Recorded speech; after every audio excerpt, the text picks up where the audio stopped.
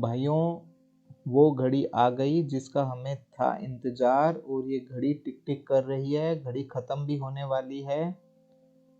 CHSL 2021 की vacancy का form आ गया है, 1 तारीख से भरना चालू हुआ था। अभी भी 10 दिन बाकी हैं। अगर मेरी तरह बैक बेंचर हो तो ध्यान रखो, टाइम से ही भर दो। एकदम लास्ट बॉल पे छक्का मारना जरूरी नहीं है। लास्ट ओवर से पहले वाला 19वां ओवर ही सबसे काम का ओवर होता है। तो आप फटाफट ये फॉर्म भर दो, क्योंकि लास्ट डेट है इसकी 7 मार्च। अगर आपने नहीं किया है तो फटाफट से भरो। और फॉर्म की फीस आप जमा करा सकते हो 10 मार्च तक। तो एक कर और क्यों, जन को नहीं भरे है, फटाफट भर दे फार्म, पच्छे मुंह तका होगा। LDC की इसमें वैकेंसी है, junior tax secretary assistant JSA, पे लेवल 2। पे लेवल 2 पहले ग्रेड पे होती थी, आजकल पे लेवल 2 कर दिया है, और पे लेवल 4 इन 2 की वैकेंसी है। पोस्टल असिस्टेंट, सोर्टिंग असिस्टेंट और data entry operator grade A। पे लेवल क्या है एक बार मैं आपको बता दूं। पहले ग्रेड पे हुआ करती थी 1800, 1900, 2000, 2400, इस तरह से। अभी ये पे लेवल में आ गई है। लेवल 2 19,900 से आपका चालू होगा। हर साल यह नीचे की ओर जाएगा जब तक आपका प्रमोशन नहीं होता है। पे लेवल 4 की एंट्री लेवल है 25,500, प्लस उसमें आप HRA, ट्रांसपोर्टेशन अलाउंस और ये सब जोड़ मिलेगा आपको। अभी मैं यहाँ हूँ 4600 ग्रेड पे में। आपकी ग्रेड पे के हिसाब से देखोगे तो 1900 और 2400 ग्रेड पे की ये वैकेंसी निकली है, जो कि नीचे तक बढ़ती जाएगी हर साल। तो हम यहाँ थे, डाटा एंट्री ऑपरेटर वैकेंसीज। आप SSC की साइट पे ही जाके भरें, ध्यान रखें आप यही साइट डालें, कोई एड की साइट पे ना चले जाएं। रिजर्वेशन गवर्नमेंट के नियमों के अनुसार रहेगा। पर्सन विद डिसेबिलिटीज कैंडिडेट अपनी एलिजिबिलिटी चेक कर सकते हैं। इन सभी की शॉर्ट फॉर्म आपको नीचे दी गई है। Blind, deaf, hard for hearing, abbreviation, ये भी आप देखो। एब्रीविएशन का मतलब होता है शॉर्ट फॉर्म जो भी यूज की गई है।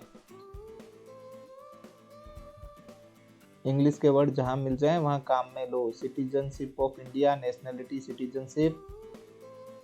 और आपका एज रिलैक्सेशन, एज में 1/1/22 को आप 18 साल के हो जाने चाहिए। अगर आपने 12वीं पास की हो तो आप इसे दे सकते हैं, पर आपको 12 साल का 1/1/22 को हो जाना है। अगर हो गए हो तो इस फॉर्म को भरें, जो कि इसमें डेट भी लिखी है 2/1/95 के बाद, और 1/1/2004 से पहले जो जन्मे हैं वो इस एग्जाम को भर सकते हैं। इसमें एज रिलैक्सेशन है SC/ST को 5 साल का, OBC को 3 साल का, और पर्सन विद डिसेबिलिटीज 10 साल। आप एक्स सर्विसमैन हो तो 3 साल, सेंट्रल गवर्नमेंट के एम्प्लॉइज हो तो 40 साल, और SC/ST सेंट्रल गवर्नमेंट एम्प्लॉइज हो तो 45 years. Widows, divorced women, women judicially separated पर जिन्होंने दोबारा शादी नहीं की है, वो 35 साल तक। तो ये सब आप अच्छे से देख लें कौन सी कैटेगरी में आते हैं। एक्स सर्विसमैन में भी आप रेगुलर आर्मी में हो, नेवी में हो, एयरफोर्स में हो, कहाँ हो, अपनी कैटेगरी उस हिसाब से देखकर ही फॉर्म सही से भरें। Age relaxation will not be admissible to son, daughters और डिपेंडेंट्स ऑफ एक्स सर्विसमैन। इसलिए आप ये ध्यान रखें, अगर एक्स सर्विसमैन के आप डिपेंडेंट हैं तो आपको एज रिलैक्सेशन नहीं मिलेगा। एक्स सर्विसमैन का एज रिलैक्सेशन नहीं मिलेगा। Crucial date for claim of SC/ST OBC, ये सब 7 मार्च 2022 तक आप अपना फी कंसेशन, रिजर्वेशन, एज रिलैक्सेशन ये सब देख लें। अपना क्लोजिंग डेट ऑफ रिसीट सभी की 7 मार्च 22 ही हैं।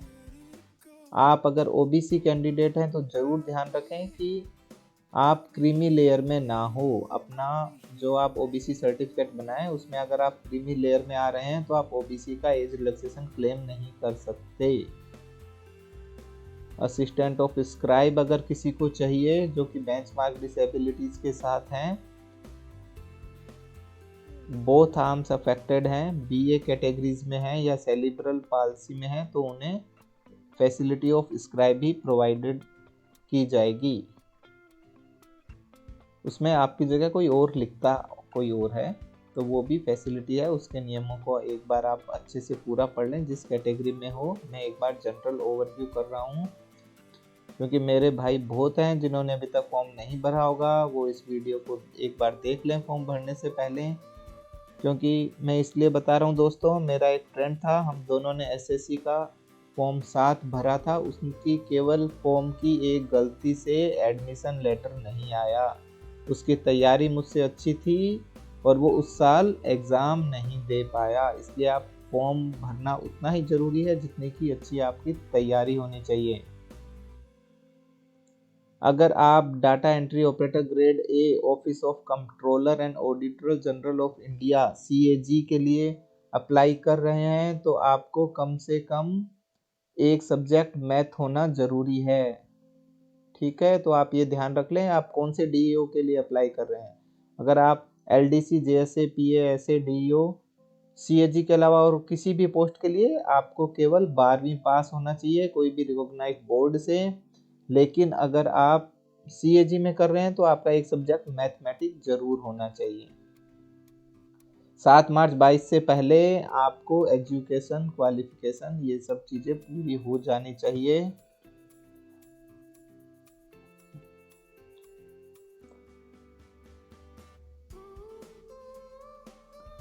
बोर्ड यूनिवर्सिटी से आप अपना सर्टिफिकेट अगर नहीं लिया है, डिग्री नहीं ली है तो वो पहले ही कलेक्ट कर लें, अपने सारे डॉक्यूमेंट बना कर रख लें।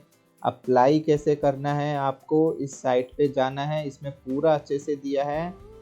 Colour size photograph JPG format में डालनी है। 20 KB से 50 KB से ज़्यादा नहीं होने चाहिए। आप सिंपल कंप्यूटर में जाकर अगर उसे पेंट में खोलोगे और उसे क्रॉप करके करोगे तो हो जाएगा, नहीं तो विंडोज़ एडिटर से भी यह इजीली साइज कम कर सकते हो।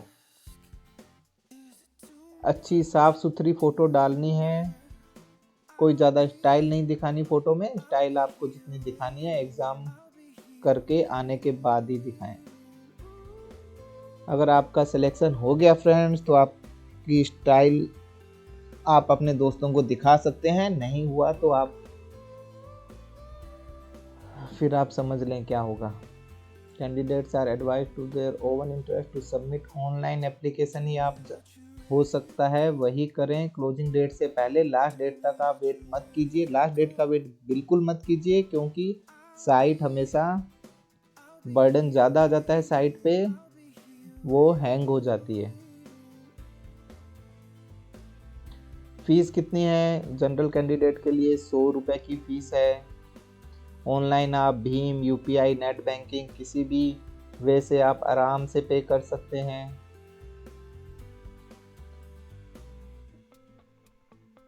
अगर आपने अभी भी फॉर्म गलत भरा है तो आप एक बार फिर से एप्लीकेशन फॉर्म करेक्ट कर सकते हैं। 11 मार्च से 15 मार्च का आपको टाइम मिलेगा। 15 मार्च को 11 बजे तक ही। आप कहीं दोस्तों के साथ पार्टी करने लग जाओ, सोचे 11:30 बजे करूँगा, नहीं, 15 मार्च को 11 बजे तक ही आपको रात तक को टाइम मिलेगा। अगर कुछ भी थोड़ी बहुत करेक्शन करना है तो आप उसमें कर सकते हो।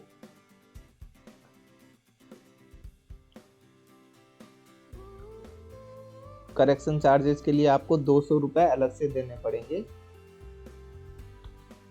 सेंटर ऑफ एग्जामिनेशन आप अपने हिसाब से सेलेक्ट कर सकते हो। कितने सेंटर हैं इसमें हर स्टेट के आपको कुछ ना कुछ सेंटर मिलेंगे, तो आप अपना सेंटर सेलेक्ट करो।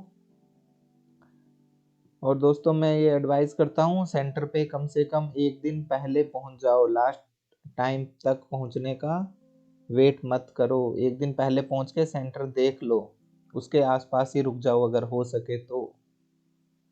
आपके 3 टीयर में होंगे, टीयर 1, टीयर 2 डिस्क्रिप्टिव है और स्किल टेस्ट या टाइपिंग टेस्ट होगा टीयर 3। 25-25 क्वेश्चन आएंगे, आपको 60 मिनट मिलेगी जनरल कैंडिडेट को। 60 मिनट में आपको कितने क्वेश्चन करने हैं? 100 क्वेश्चन। हर क्वेश्चन कितने नंबर का होगा? 2 नंबर का। नेगेटिव मार्किंग भी है 0.5 की। इसमें आपको आएगी इंग्लिश, रीजनिंग, मैथ और जीके। पहले कौन सा पेपर सोल्व करना है फिर कौन सा करना है इसके लिए हम एक अलग से वीडियो बनाएंगे। स्ट्रेटजी एग्जाम टाइम में हमारी क्या होनी चाहिए। आपकी आंसर शीट, टेंटेटिव आंसर की डाल दी जाएगी, अपलोड कर दी जाएगी। ये सबका सिलेबस दे रखा है, इंडिकेटिव सिलेबस होता है फ्रेंड्स, इंडिकेटिव सिलेबस। ये जरूरी नहीं है कि आपके हर क्वेश्चन सिलेबस से ही आए, ये इंडिकेशन है। इंडिकेटिव सिलेबस ये कॉम्प्रिहेंसिव सिलेबस नहीं है, लेकिन इससे बाहर नहीं आता है। आप लास्ट ईयर के क्वेश्चन पेपर करो, उससे आपको आइडिया हो जाएगा कि किसमें क्या पूछा गया है।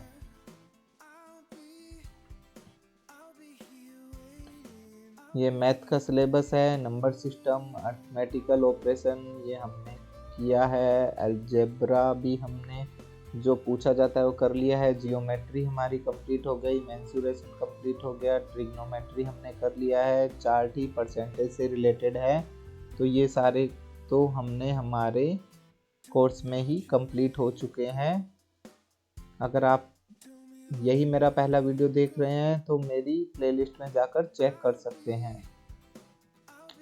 टीयर 2 डिस्क्रिप्टिव होगा 100 मार्क्स का, पेन और पेपर वो कंप्यूटर पे नहीं होगा, वो पेन पेपर मोड पे होगा। उसमें आपको कम से कम क्वालिफाई करना है, 33% नंबर लाने हैं। हिंदी, इंग्लिश आप अपनी लैंग्वेज चूज कर सकते हैं। Part paper written in Hindi and part in English will be awarded 0 marks. अगर आप आधा हिंदी और आधा इंग्लिश में लिखेंगे तो आपको क्या नंबर मिलेगा? 0। 2 नावों में सवार होने वाला हमेशा डूब जाता है। स्किल टेस्ट और टाइपिंग टेस्ट उसके बाद में आपका ये होगा। डाटा एंट्री ऑपरेटर के लिए कर रहे हैं तो आपका स्किल टेस्ट भी आपके लिए मैंडेटरी है, कोई भी कैंडिडेट एग्जाम्प्ट नहीं होगा स्किल टेस्ट से। डाटा एंट्री स्पीड क्या होनी चाहिए? 8000 की इम्प्रेशंस पर हावर ऑन कंप्यूटर। इसमें आपको फ्रेंड्स मैं खुद दे चुका हूँ, आपका कट पेस्ट काम नहीं करता है, आपको बैक स्पेस से डिलीट करना पड़ता है, तो आप उसकी प्रैक्टिस करें, कट स्पेस और इन सब चीज़ों की प्रैक्टिस ना करें। टाइपिंग टेस्ट भी होगा हिंदी और इंग्लिश में, जो भी आप ऑप्ट करेंगे उसमें। अगर आप टाइपिंग टेस्ट दे रहे हो एलडीसी और जेएसए या फिर पोस्टल असिस्टेंट, सॉर्टिंग असिस्टेंट के लिए। रोल नंबर के हिसाब से आपको एडमिशन लेटर आपका मिल जाएगा। आपको ओरिजिनल फोटो आईडी जिसमें डेट ऑफ बर्थ लिखी हो वो एडमिशन सेंटर पर लेकर जाना है। अपना आधार कार्ड या प्रिंट आउट ऑफ ई आधार जरूर लेकर जाएं। जो भी जिसमें आपकी डेट लिखी हो वो उसमें से कोई भी एक ले जाएं। फोटो आईडी जिसमें डेट ऑफ बर्थ नहीं हो तो फिर आपको डेट ऑफ बर्थ के लिए 10वीं 12वीं की मार्कशीट, 10वीं की जो सर्टिफिकेट होता है वो ले जा सकते हैं। डॉक्यूमेंट्री वेरिफिकेशन, आपको ये सब अपना डॉक्यूमेंट्स कंप्लीट कर लेने हैं। वो डॉक्यूमेंट वेरिफिकेशन आपका बहुत अच्छे से करते हैं, मैंने देखा है जब मैं इंटरव्यू देने गया था डॉक्यूमेंट वेरिफिकेशन के टाइम, इंटरव्यू से पहले। तो ज़्यादातर बच्चे क्या करते हैं, ओबीसी सर्टिफिकेट में एक लड़की थी उसने अपने हस्बैंड का नाम डाला हुआ था। आप हमेशा ध्यान रखो ओबीसी सर्टिफिकेट आपके फादर नाम से ही बनेगा। उसको उस समय इंटरव्यू देने से मना कर दिया था, डॉक्यूमेंट वेरिफिकेशन से उसको घर भेज दिया। हालांकि उन्होंने उसे डेट दी थी कि इतने दिनों में करके लाओगे तो वापस आपका इंटरव्यू ले लिया जाएगा। इसलिए आप ये सब चीज़ें अच्छे से ध्यान में रखें और ओबीसी का जो सर्टिफिकेट सेंट्रल परफॉर्मा है उस पर ही बनवाएं। आपको नेट पे मिल जाएगा। जो भी आपका कास्ट सर्टिफिकेट है वो सेंट्रल वाले परफॉर्मा में बनाएं। स्टेट परफॉर्मा थोड़ा सा अलग रहता है। फिर कैंडिडेट शॉर्टलिस्ट किए जाएंगे, वो सब बात की बातें हैं। आप पहले अपना एग्ज़ाम अच्छे से दे दो।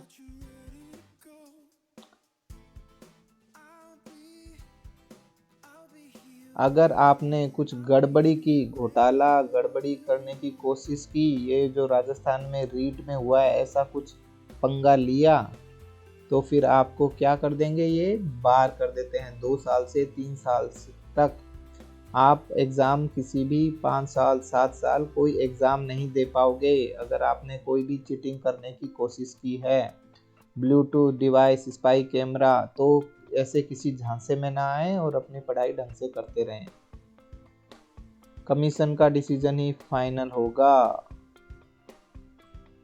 ठीक है, ये कोई गुंजाइश नहीं छोड़ते हैं। इन्होंने 65 पेज का ऐसे ही नहीं दिया है ये एडवर्टाइजमेंट।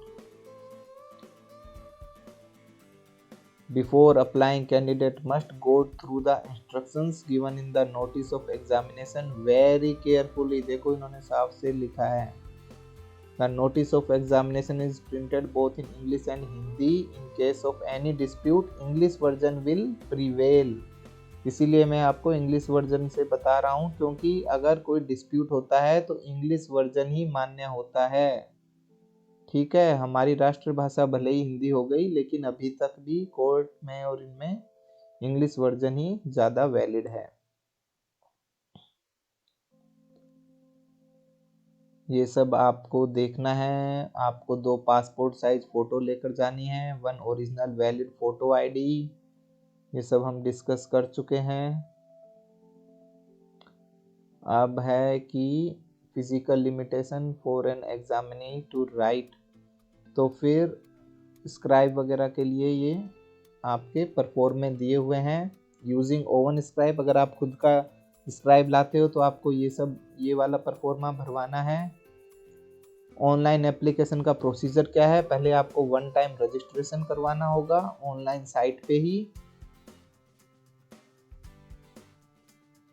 1 टाइम रजिस्ट्रेशन हो जाएगा। इसमें एक एक स्टेप दी हुई है आपको कैसे क्या करना है, तो बिल्कुल नहीं घबराएं। किसी अनजाने से बढ़िया है कि आप खुद अच्छे से देख कर करें। इसमें सबसे अच्छा जो मुझे लगा, इन्होंने स्क्रीनशॉट दिया है कि कौन सी विंडो खुलेगी और उसमें क्या क्या करना है। आधार है तो आधार नंबर डालो, वेरीफाई आधार, पैन डालो, ID number, name, mother's name, date of birth. जो स्क्रीनशॉट दिया है वो बहुत अच्छा सा है। आप स्क्रीनशॉट को अपने मोबाइल पे ओपन करके एक एक डिटेल्स आराम से चेक करके भरना। दोबारा मौका मिलेगा जरूर, पर 200 रुपये और लग जाएंगे आपके। पार्ट 2 रजिस्ट्रेशन हो गया। फिर आपको ऑनलाइन एप्लीकेशन फॉर्म भरना है, जिसमें कि आपको फोटो और सिग्नेचर भी अपलोड करने होंगे। उसका भी इन्होंने स्क्रीनशॉट डाला हुआ है, तो आराम से देख देख के भरो, कोई जल्दबाजी नहीं करनी। स्क्रीनशॉट फोटो इनका साइज दिया हुआ है, ये आप साइज से अपलोड कर दो। इस तरह से टोपी वाली स्टाइल हो फोटो नहीं लगानी है, सिंपल सीधी फोटो लगानी है। अपने इंस्टा से मत चेप देना, क्योंकि वो समझ नहीं पाएंगे किसकी फोटो है। ब्यूटी कैमरा, लड़कियां ज़्यादातर ब्यूटी कैमरा यूज़ करती है, वो फोटो मत लगा देना, पहचान में नहीं आओगे। डिफेंस पर्सनल और ये सब दोनों के लिए बोल रहा हूँ, लड़के भी कोई कम नहीं है आजकल ब्यूटी कैमरा यूज़ करने में। वैसे तो अभी हमारी गवर्नमेंट ने काफ़ी सारे ऐसे चाइनीज ऐप बंद कर दिए हैं। Form for SC ST certificate, ये देखो इसमें सारे सर्टिफिकेट दिए हैं। एक्स सर्विसमैन की अंडरटेकिंग SC ST सर्टिफिकेट जो आपको साइन करवाना होगा, बनाना होगा। OBC के लिए जो है वो भी सारे सर्टिफिकेट दिए हैं, इसी से आप निकाल के उसी पे ही वेरीफाई कराएं। डिसेबिलिटी सर्टिफिकेट भी इसी फॉर्मेट में होना चाहिए, ये सबसे अच्छा है। बाद में कोई डिस्प्यूट नहीं रहता है अगर आप इसी फॉर्मेट में अपने सारे फॉर्म्स भर के तैयार रखोगे तो। मेडिकल सर्टिफिकेट, ये सब इनका परफॉर्मा सेम होना चाहिए। जरूर नहीं कि इसी का प्रिंट हो, आप देख लो जो बातें इसमें लिखी हो वही आपके सर्टिफिकेट में लिखी हो।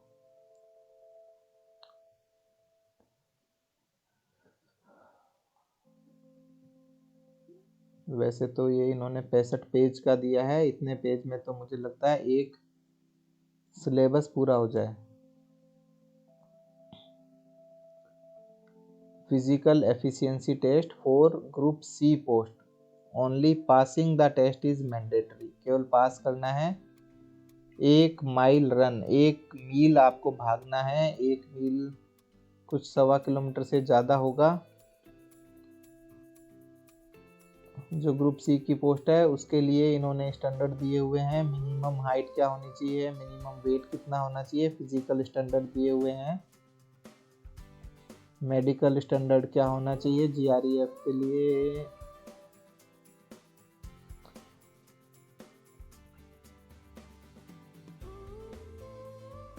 बस तो हमारा लगभग ये पूरा हो गया है। आप इसे ध्यान से भर दो फॉर्म एक बार, ताकि आप इस लिस्ट में एंटर कर जाओ। एक बार आप इसमें एंटर कर गए तो आप अंदर अंदर ही कहीं ना कहीं आपकी सैलरी घूमती रहेगी और आप अपनी लाइफ मजे से एंजॉय कर पाओगे। कर्मचारी चयन आयोग, इसका न्यू दिल्ली ऑफिस है। अच्छा ऑफिस है। मैं चाहता हूँ कि आप भी वहाँ टाइपिंग टेस्ट करने ज़रूर जाओ। तब आप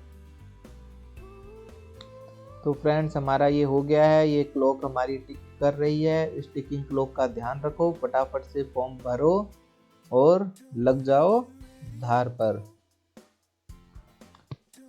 तो बेस्ट ऑफ लक मेरे सारे सभी जो भी बच्चे देख रहे हैं, जो भी इस एग्ज़ाम के लिए तैयारी कर रहे हैं, उन सभी को best of luck. Good luck for your exam.